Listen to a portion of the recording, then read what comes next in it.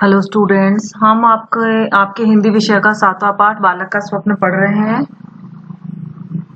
इसका ये first paragraph हमने कंप्लीट कर लिया है, सेकंड भी कंप्लीट कर लिया है और थर्ड भी कंप्लीट कर लिया है। हम वहां तक पहुंच गए, कहां तक पहुंच गए हम कि जो लड़का था उसने पहले सेठ की नौकरी छोड़ी, उसके बाद उसने जमींदार के यहाँ नौकरी की और वो भी फिर उसने छोड़ दी। तीसरा फिर वो राजा के यहाँ नौकरी की, वो वहां वाला पैराग्राफ भी हमने पढ़ लिया है। अब आगे बढ़ते हैं चौथे पैराग्राफ पर।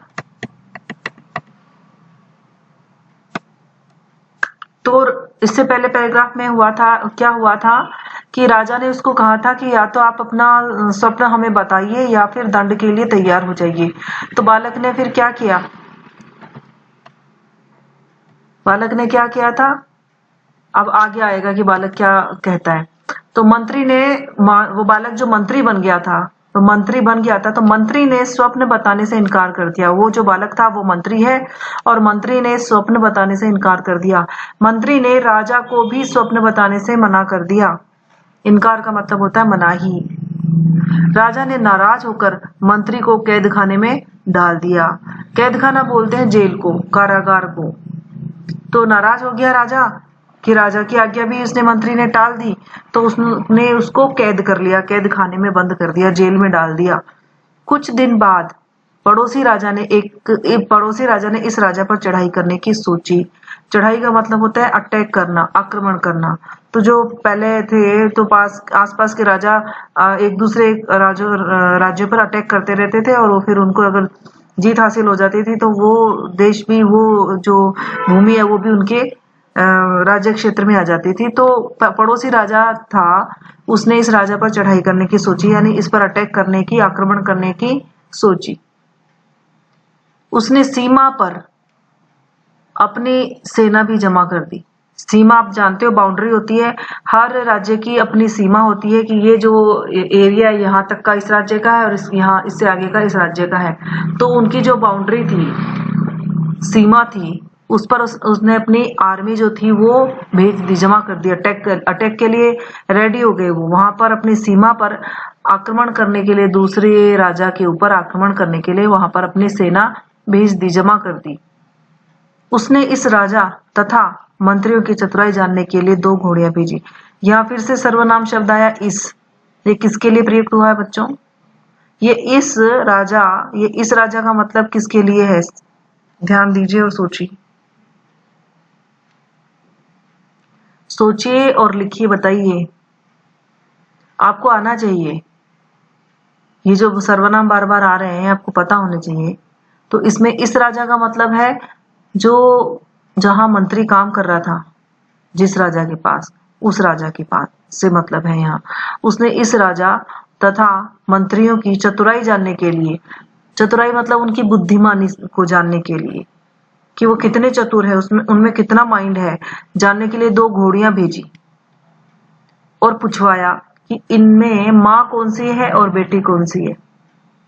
तो जो पड़ोसी राजा था, जो अटैक कर रहा था, उस पड़ोसी राजा ने इस राजा पर, यानी जो मंत्री है, जिस मंत्री को उन्होंने कैद खाने में डाल दिया था, जिस राजा ने, उस राजा के पास और उसके राजा की और मंत्रियों की चतुराई जानने के लिए उसने 2 घोड़ियां भेजी और पूछवाया कि इसमें बताइए कि माँ कौन सी है और बेटी कौन सी है। तो सभी ने अपनी अपनी बुद्धि लगाई और समस्या का कोई हल न कर सका।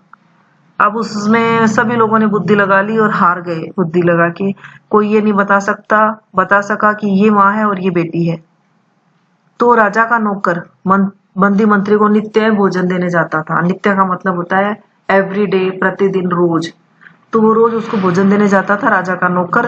तो उसने सारी बात मंत्री को बताई। उसने मतलब उस नौकर ने सारी बात मंत्री को बताई कि ऐसे ऐसे बात है, पड़ोसी राजा ने घोड़ियां भेजी है पता करने के लिए कि माँ कौन सी है, बेटी कौन सी है, लेकिन किसी को भी पता नहीं चल रहा है। तो राजा की परेशानी सुनकर मंत्री कहने लगा, ये कौन कठिन बात है? ये कोई कठिन बात नहीं है। कौन सी कठिन बात है ये? दोनों को नदी में नहलाने ले जाओ। जो पहले आगे नदी में घुसे वही माँ है और जो पीछे चले वह बेटी है।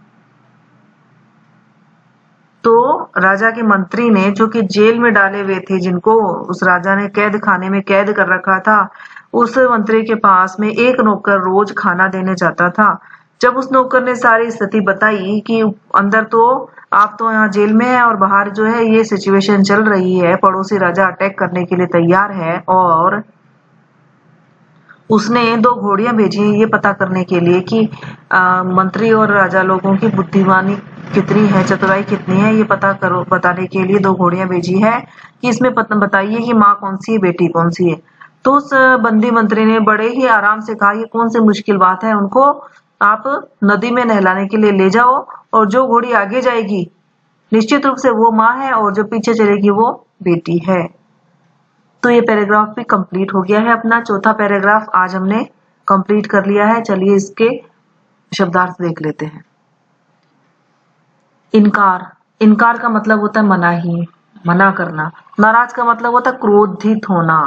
कैद खाना बोलते हैं जेल को, कारागार को। चढ़ाई बोलते हैं आक्रमण को। जमा मतलब इकट्ठा करना। हल का मतलब उपाय होता है और नित्य का मतलब होता है रोज, प्रतिदिन। कंप्लीट।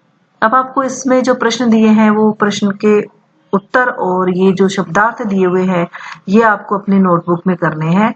ये आज का आपका हिंदी विषय का कार्य है। क्लियर बच्चों? Okay, thank you.